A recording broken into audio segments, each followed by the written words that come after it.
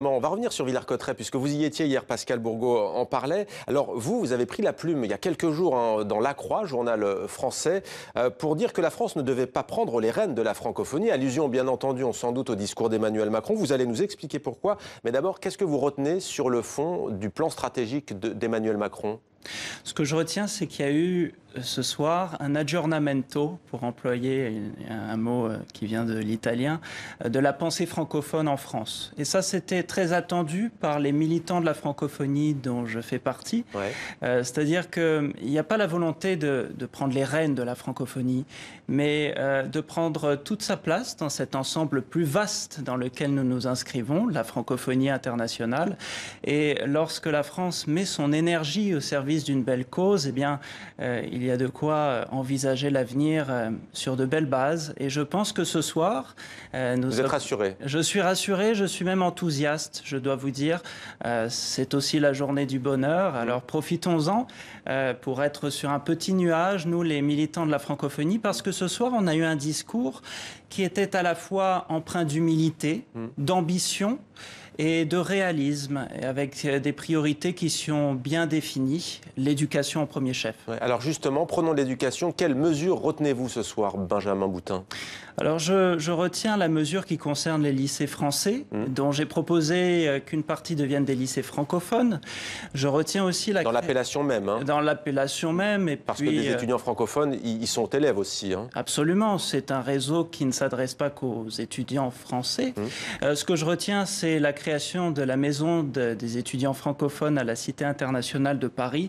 Et aussi investir l'espace numérique, parce que c'est un combat que nous devons mener, nous les francophones, pour défendre la diversité des expressions linguistiques et culturelles dans cet espace qui est en train véritablement d'happer et même de vampiriser une partie des productions audiovisuelles. Alors justement, Emmanuel Macron a répété, c'est pas la première fois qu'il le dit, qu'il fallait gagner la bataille du numérique. Et concrètement, en quoi la francophonie doit-elle prendre toute sa place dans ce secteur ? Alors vous vous souvenez, les francophones s'étaient coalisés pour, à l'UNESCO, avancer la Convention sur la protection et la promotion de la diversité culturelle.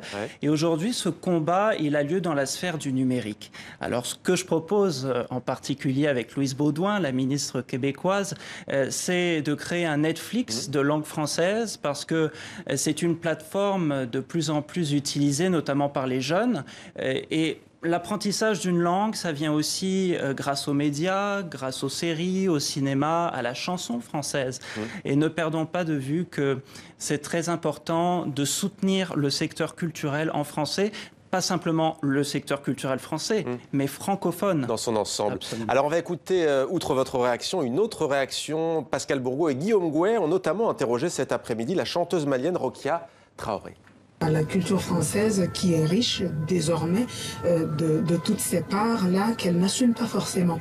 Donc la francophonie est un biais à condition que la politique qui accompagne cette francophonie pour le moment ne prenne pas le dessus et ne rende pas le sujet trop politique, très compliqué et n'en fasse pas des questions de quota de langue française ou pas, parce que finalement, qu'est-ce qu'elle est la langue française? Elle est multiple selon les cultures de tous les francophones. La langue française est multiple, c'est pas forcément celle de l'Académie française qu'on entend à Montréal, à Ouagadougou, à Alger notamment. Votre avis sur cette question ? J'ai eu l'occasion de voyager en francophonie et effectivement, c'est une richesse incroyable que cette diversité de la langue française. Aujourd'hui, l'Académie française reflète une version de la langue française et je pense qu'à l'avenir, elle doit évoluer vers une Académie des grands esprits francophones où la diversité de la francophonie serait pleinement représentée pour normer la langue autant que ce soit possible, ou en tout cas pour lui donner des fondements solides. Et je pense que l'Académie française donc a encore des marges de progression. Pardon de vous couper, pour finir, Villers-Cotterêts, capitale de la francophonie, vous y étiez hier, qu'en est-il ressorti ? Écoutez, je dirais pas capitale de la francophonie, je dirais l'un des pôles d'attraction de la francophonie. Il y a un patrimoine qui est en péril, le château de Villers-Cotterêts, qui s'inscrit dans un environnement régional qui est très beau, avec la forêt, tout le côté langue française symbolique. Alors Villers-Cotterêts, grâce à l'impulsion du député français Jacques Krabal, entre autres, va retrouver une nouvelle vie. Et nous espérons en faire un lieu de partage pour tous les francophones, un lieu d'attraction, où la mobilité pourra se concrétiser avec de beaux projets de création. Voilà, la cité universitaire à Paris, mais aussi donc Villers-Cotterêts dans l'Aisne. Merci à vous, Benjamin Boutin, d'être venu sur notre plateau. Je rappelle que vous êtes le président de Francophonie sans frontières.